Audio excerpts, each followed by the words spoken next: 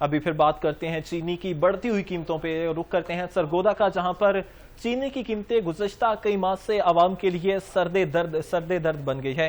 चीनी 220 रुपए फी किलो फरोख्त होने लगी है, जबकि सरकारी रेट 173 रुपए मुकर्रर है। इसी पर मजीद जान लेते हैं नुमाइंदा 7 न्यूज़ गुलाम अकबर से। जी गुलाम, अपडेट कीजिएगा। जी बिल्कुल, सरगोदा के बाज़ारों में चीनी की कीमतें कई माह से आवाम का दर्द सर बनी हुई हैं।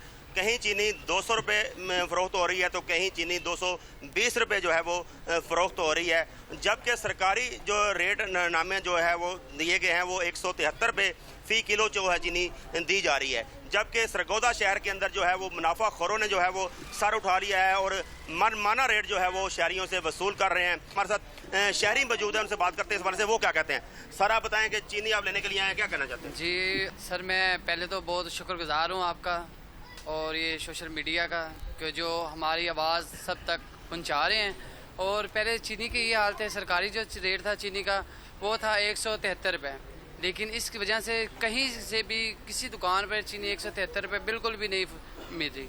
हम जब किसी दुकान के पास जाते हैं वो पहले कहते हैं चीनी है नहीं, अब वो है तो वो कहते हैं 130 रुपये 120 रुपये।